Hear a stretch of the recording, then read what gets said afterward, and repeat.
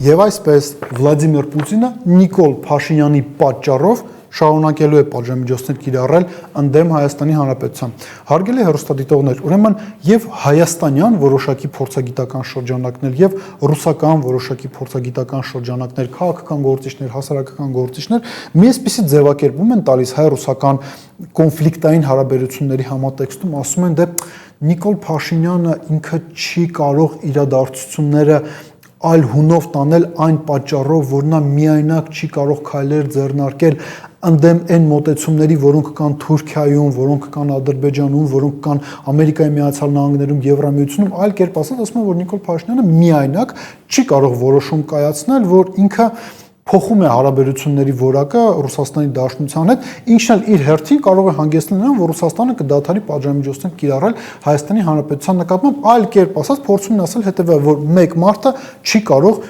պետության դեմ գնալ, մի քանի պետությունների դեմ գնալ,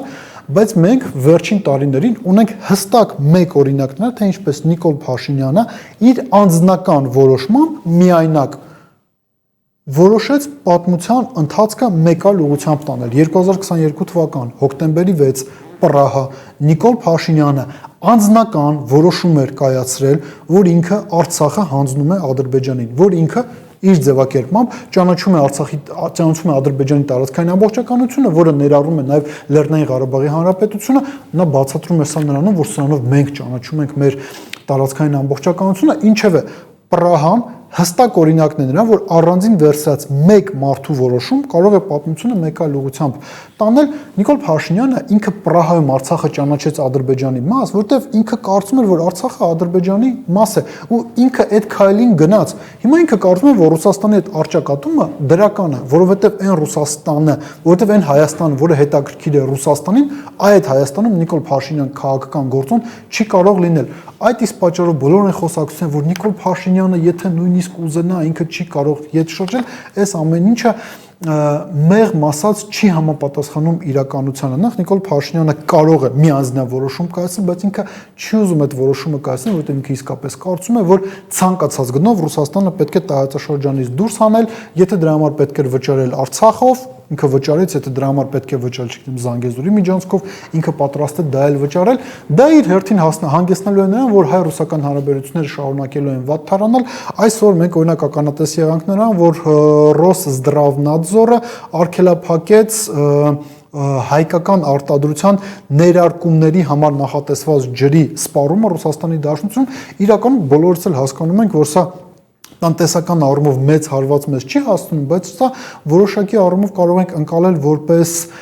սիմվոլիկ քայլ Ռուսաստանի Դաշնության իշխանությունների կողմից, այն բանից հետո, երբ որ Վահագն Խաչատուրյանը ստորագրում է Նիկոլ Փաշինյանին վարչապետ վերանշանակելու վերաբերյալ որոշումը, հաջորդ օրը Ռուսաստանը նոր պատժամիջոց է կիրառում Հայաստանի Հանրապետության նկատմամբ, սա վկայում է այն մասին, որ Ռուսաստանը ետ քայլ չի կատարում իր մոտեցումներից, ինքը շարունակելու է Հայաստանի դեմ այն քաղաքականությունը իրականացնել, որը սկսել է իրականացնել մինչև խորհրդարանական ընտրությունները, եւս մի կարևոր նրբերանգ մենք պետք է ասենք, մենք իսկապես սրա մասին մինչև ընտրությունները ասում ենք, որ Ռուսաստանի պատժամիջոցները պայմանավորված չեն ընտրություններով, դա պայմանավորված է Հայաստանի Հանրապետության իշխանությունների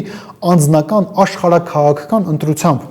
Ինչ տեղի ունեցավ նաև ընտրություններից հետո Նիկոլ Փաշինյանը նախ զանգահարում է Միխայել Միշուստինին, նաև ըստ երևույթին հանդիպում է խնդրում կամ պայմանավորվում են հանդիպման մասին, ով ոնց ուզում է թող սա մեկնաբանի, եւ Նիկոլ Փաշինյանը մեկնում է Եկատերինբուրգ, այնտեղ հանդիպում է Միխայել Միշուստինին, նաև հիշում եք ճեպազրույցի ժամանակ լրագրողների հետ Նիկոլ Փաշինյանը ասում էր կան որոշակի պայմանավորվածություններ, ուղղակի չենք բարձրաձայնում այդ պայմանավորվածությունների մասին, այ երբ որ իրենք կյանքի կոչվեն եւ Ռուսաստանը պայմանականորեն ինչ որ սահմանափակումներ կհանի, այդ դրա ժամանակ կխոսենք այդ ամեն ինչի մասին, բայց մինչ այս պահը ոչ մի սահմանափակում չի հանվել, այսօր էլ կրկին ասենք եւս մեկ թեկուզ եւ սիմվոլիկ,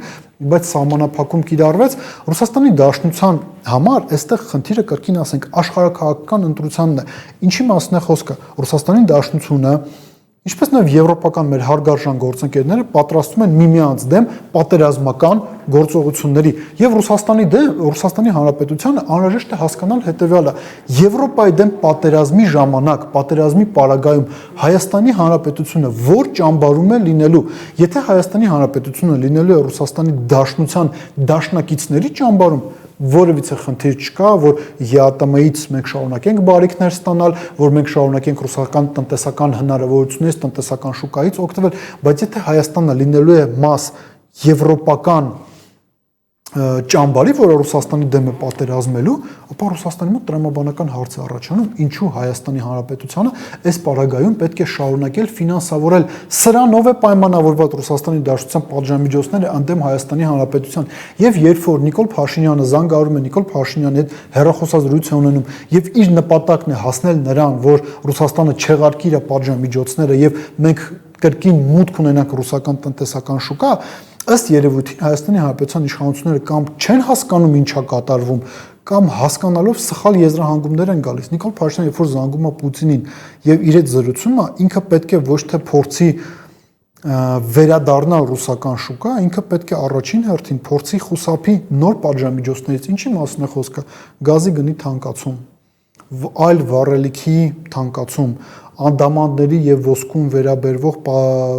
պայմանագրերի վերանայում, տուրիստական հոսքերի սահմանափակում, ավելի քան 400,000 տուրիստ մենք պաշտոնական տվյալներով այս տարի ունեցել ենք Ռուսաստանի Դաշնությունից, Ռուսաստանից դեպի Հայաստան դրամական փոխանցումների սահմանափակում։ Այս ամեն ինչից Նիկոլ Փաշինյանը պետք է խուսափի, ինքը հասկանում է դա, թե չի հասկանում, դա լրիվ այլ հարց է։ Մեր խնդիրը այստեղ կայանում է նրանում, որ մենք պարզապես այս ամեն ինչի մասին պետք է իրազեկենք մեր հարգելի քաղաքացիներին։ Ինչ է ասում այս առումով նաև պաշտոնական Կրեմլը, ինքը ասում է հանրաքվե իրականացրեք։ Ինչ են ասում իշխանությունները, նաև վերջին 2 օրը իրենք ազգային ժողովում այս միտքը կրկնում են, ասում են դե քանի որ ՔՊ-ն ստացել է մեծամասնություն, դե պետք կրկին ասենք, եթե չլիներ 2015 թվականին Սերժ Սարգսյանի գրած այս Ֆրանկենշտեյն սահմանադրությունը, Նիկոլ Փաշինյանը մանդատների 60%-ը չէր ստանա։ Իրենք ասում են հետևյալ, դե քանի որ քաղաքացիները աջակցություն են տվել քաղաքացիական պայմանագիր կուսակցությանը, ՔՊ-ն ստացել է ձայների մեծամասնությունը, դա նշանակում է, որ իրենք սատարում են մեր ընտրած քաղաքական ուղին, ոչ իրենք չեն սատարում ձեր քաղաքական ուղին, որտեղ դուք 50+1 քվ չեք ստացել, շնորհակալություն ասեք Սերժ Սարգսյանին եւ նրա գրած սահմանադրությանը։ Ինչ է ասում ռուսական կողմը, մաքուր հանրաքվե իրականացրեք հանրաքվե հետեւել հարցի վերաբերյալ ԵՄ թե ԵԱՏՄ։ Այստեղ նաև հարցը կայանում է հետևյալում, հաշվի առնելով այն հանգամանքը, որ վերջին տարիներին, հատկապես վերջին 4 տարիներին Հայաստանի Հանրապետության իշխանությունները տոտալ հակառուսական քարոզչություն են իրականացրել, տրամաբանությունը հուշում է, որ այդ հանրաքվեի արդյունքով քաղաքացիները կողմ կքվեարկեն ԵՄ-ին, այստեղ տրամաբանական հարց է առաջանում։ Նիկոլ Փաշինյանը այդ պարագայում ինչու չի գնում հանրաքվեի, որտեղ ինքը շատ լավ հասկանում է, որ դրանից հետո ռուսական ռազմաբազան ինքը կհեռանա Հայաստանից, սահմանապահները իրենք կհեռանան Հայաստանից։ Այդ պարագայում ոչ մեկ Հայաստանի ոչ տնտեսական առումով անվտանգությունը ապահովելու, ոչ էլ ռազմական առումով։ Նիկոլ Փաշինյանը իսկապես ուզում է ռուսներին տարածաշրջանից դուրս բերի Հայաստանից անի, բայց իր ուզած ժամանակը դա ուզում անել։ Ռուսները ըստ երևույթին կարծում են հետևյալը, դե եթե դուք մեզ ուզում եք հանեք, ուրեմն մենք ինքներս դուրս կգանք, բայց այն ժամանակ, երբ որ մենք կորոշենք։ Նիկոլ Փաշինյանը այս սրան պատրաստ չէ։ Եվրոմիության մեր հարգարժան գործընկերները եւս պատրաստ չեն իրեն ֆինանսական աջակցություն ցուցաբերել։ Դուք ինքներդ ձեզ հարցրել եք, ռուսական պատժամիջոցները մի քանի ամիս է գործում է։ Ինչու Եվրոմիության մեր հարգարժան գործընկերները նույն քանակի տնտեսական օգնություն չեն ցուցաբերում Հայաստանի Հանրապետությանը, որքան մենք վնասներ ենք կրում Ռուսաստանի Դաշնության հետ հարաբերությունների սրումից հետո։ Շատ պարզ պատճառը, որովհետև եվրոպացիներին Հայաստանը հետաքրքիր չի լինի այն պահից սկսած, երբ որ վերջին ռուս զինվորը լքի Հայաստանի Հանրապետության տարածքը։ Այս ամեն ինչը Նիկոլ Փաշինյանը շատ լավ հասկանում է։ Եվ ամենավերջում, հարգելի հեռուստադիտողներ, Պուտին-Փաշինյան վերջին հանդիպումը ապրիլի 1-ին էր։ Ինչ է ասում Նիկոլ Փաշինյանը, ասում է մենք Արցախը ճանաչել ենք Ադրբեջանի մաս, այն բանից հետո, երբ որ Ռուսաստանի Դաշնության իշխանությունները բարձր մակարդակով 2 անգամ Արցախը ճանաչել են Ադրբեջանի մաս։ Խոսքը Ռուսաստանի Դաշնության նախագահի մի քանի նմանաբովանդակ հայտարարությունների մասին էր։ Բայց այստեղ կա եւս մի կարևոր նրբերանգ, Վլադիմիր Պուտինը առնվազն 2 անգամ ասել է, որ ինքը ուզում է, որ Հայաստանում հանրաքվե իրականացվի ԵՄ թե ԵԱՏՄ հարցի վերաբերյալ։ Ինչու Հայաստանի Հանրապետության իշխանությունները, Ռուսաստանի Դաշնության իշխանությունները 2 անգամ հայտարարություն անելուց հետո Հայաստանում հանրաքվե չեն իրականացնում։ Իսկ միգուցե Նիկոլ Փաշինյանը Արցախը ճանաչել է Ադրբեջանի մաս ոչ թե այն պատճառով, որ դրա մասին ասել է Պուտինը, այլ որովհետև ինքը եկել է իշխանության Արցախը Ադրբեջանին հանձնելու համար։ Մտածեք այդ մասին։